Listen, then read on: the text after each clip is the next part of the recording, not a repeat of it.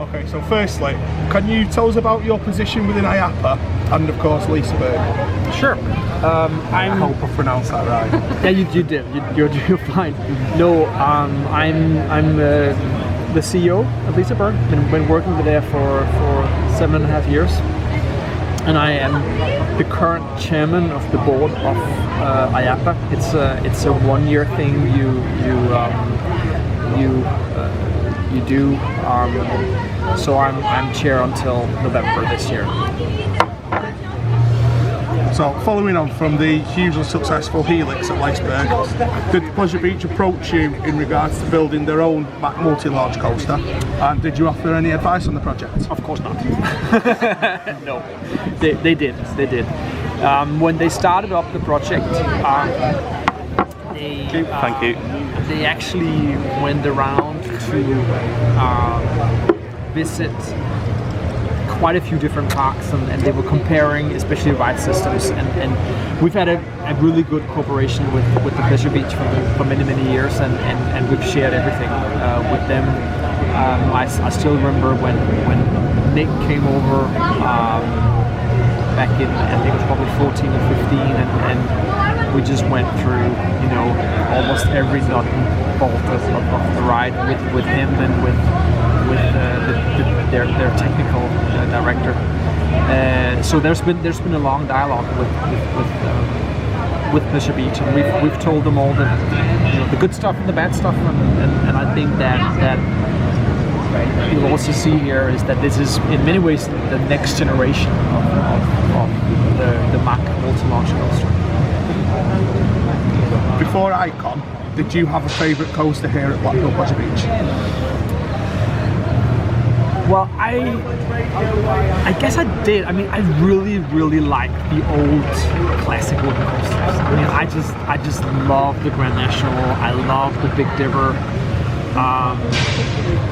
And not because, I mean, from a ride experience, they're not, they may not be, anything you would build today, but they're just, I mean, it's just the setting, the architecture, the smell, I just love those rides. Nostalgia. Yeah. I mean, and I think that's also one of the things I really love about Pleasure Beach. It's the history, it's the heritage, it's this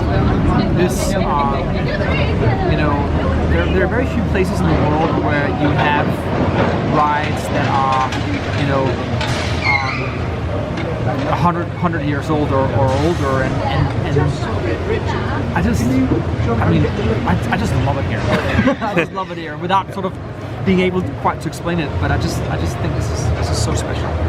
Can I just cut in there and say that when me and Becca did Liseberg last year, we very much said it was like Pleasure Beach in terms of the way the rides interact. Yeah, it's got that really classic amusement park feel about it. But I think that's also one of the things that if you take care of a park, it gets better with age. Definitely.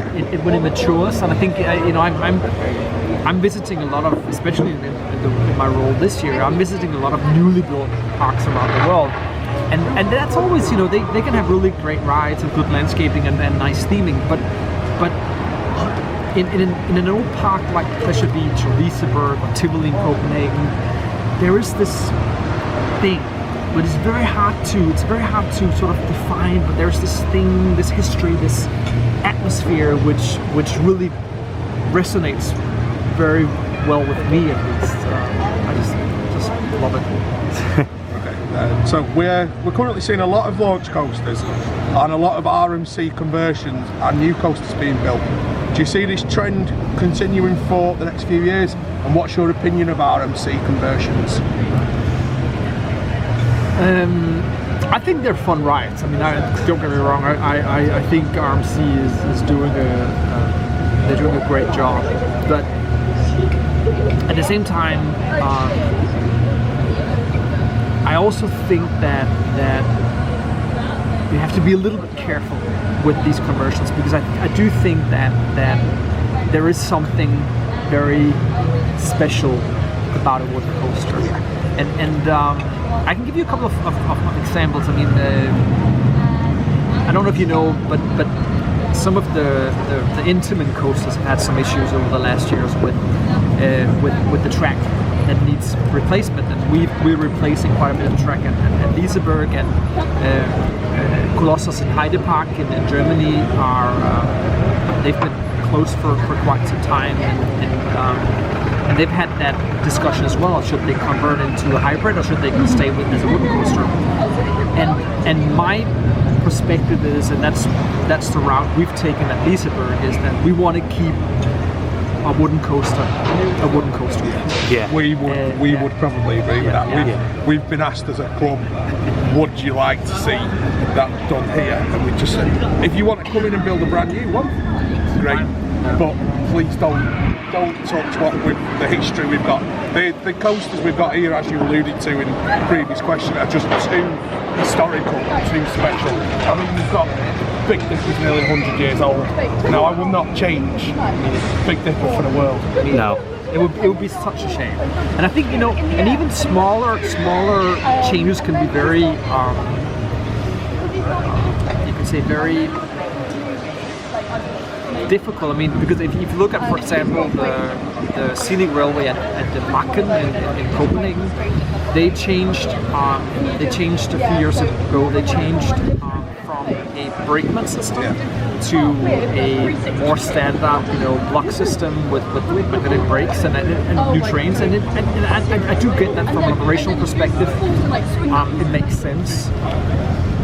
But it has also changed the ride experience, and I think you have to be very, very, very careful, especially when you have heritage coasters like here.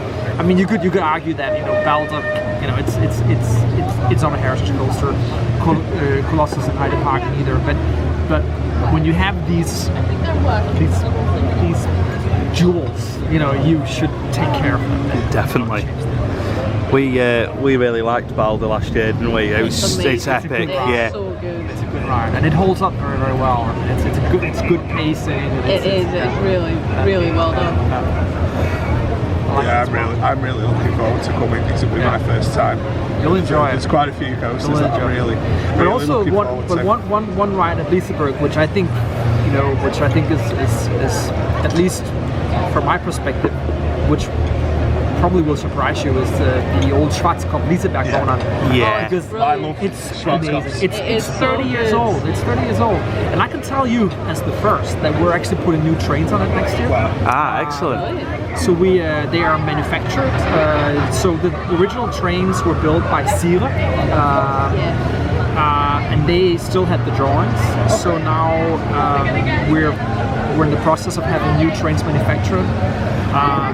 But again, keeping it as it is. We're gonna. See, I love Schwarzkopf coasters. Me too. We've got to wrap it up in a sec, so that's the last question. Last question is, finally, which is your favourite icon element? The thing is, I only done it twice, and the first ride was the Manda, and my ears are still hurting. I actually can't say that I remember much of my first ride. My second ride, I think I really like the second launch and But again, Icon is not about one element. It's not a 2-second ride. It's about the combination of things. It's about the pacing. It's about the overall ride experience. So I think the totality of the ride and the fact that you're actually being, you know, it's thrilling from, you know, start to end. That's probably my favorite part of it. Excellent. Thank you very much. You're very welcome.